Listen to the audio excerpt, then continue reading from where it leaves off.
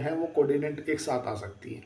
तो सबसे पहले तो ये समझ लो कि अगर देश के ऊपर कहीं से बाहर से आक्रमण हो जाता है, अगर देश पे कोई बाहरी आक्रमण हो जाता है चाइना की तरफ से या पाकिस्तान की तरफ से या बांग्लादेश की तरफ से, जो बाहरी देश अगर देश के ऊपर आक्रमण कर देता है ना, तो उस कंडीशन में जो तीनों सेनाएं हैं ना वो एक जगह पर आकर काम करेंगी।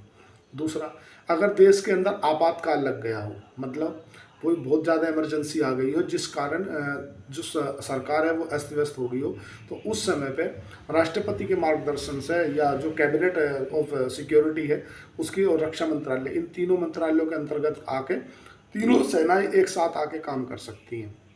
देश के अंदर बहुत बड़ी त्रासदी आ गई हो, आपदा आ गई हो, जिस आपदा से लड़ना मतलब पुलिस प्रशासन या कि एनडीआरएफ जो छोटी सेनाएं हैं उनके बस की बात ना रहा हो, जिसमें डायरेक्ट आर्मी का कंट्रीब्यूशन डालना पड़ जाए, तो उस कंडीशन में तीनों साथ आ सकती हैं। तो पाकिस्तान से जो गलती हुई है वो भारत से नहीं हुई, बस भारत इसीलिए आज आज तक भारत में तख्ता पलट नहीं हुआ और ना कभी होगा, फ्यूचर में भी नहीं होगा, क्योंकि भारत दूरदर्शी सोच रख के चलता है। क्योंकि भारत अगर कभी इन केस कोई ऐसी कंडीशन बनी ना, तो भाई सरकार कौन चलाता है? सरकार चलाता है तुम्हारा प्रधानमंत्री, है ना, तुम्हारा विधायी पालिका। और जो राष्ट्रपति होता है वो राष्ट्रपति तीनों सेनाओं का प्रमुख होता है, तो वो एक अलग ही हो गया।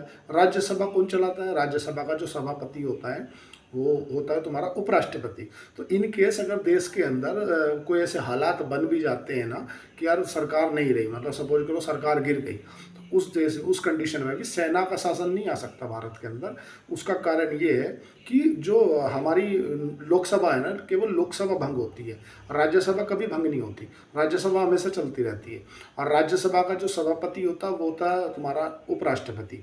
तो इसीलिए लोकसभा डिस्टर्ब होगी, राज्यसभा में 1/3 जो सदस्य हैं वो हर जो 6 साल के अंतराल में निकल जाते हैं और दूसरे आ जाते हैं। तो इसीलिए जो उचला सदन कहा गया है, ऊपर वाला जो सदन कहा गया है, वो हम राज्यसभा को कहते हैं, लोकसभा को नहीं कहते, क्योंकि लोकसभा भंग हो जाती है। अब जैसा चुनाव हुआ तो भंग हो गई, तो मतलब उस समय पर आचार संहिता लग जाती जब तक चुनाव रहता। लेकिन राष्ट्रपति और उपराष्ट्रपति और राज्यसभा ये हमेशा चलने वाले सदन हैं, और इनमें हमेशा अगर सपोज करो 100 आदमी है, ऐसा समझ लो 90 आदमी है, तो हर 2 साल के अंतराल में 30 आदमी निकाल कर नए ले लेंगे, अगले 2 साल में भी 30 निकाल के फिर नए ले लेंगे, अगले 2 साल में 30 निकाल के फिर नए ले लेंगे। तो ऐसा हमारी जो राज्यसभा है ना, जो उचला सदन है, वो हमेशा कंटिन्यू रहता है। और इसीलिए भारत में कभी तख्ता पलट जैसे हालात ना हुए और ना आगे के भविष्य में हो सकते। तीनों सेनाएं एक साथ आके कब काम कर सकती हैं? अगर देश में कोई भारी आक्रमण हो या आपदा हो या इमरजेंसी जैसे हालात। पाकिस्तान बिकने जा रहा है, प्रधानमंत्री ने कर दिया है ऐलान।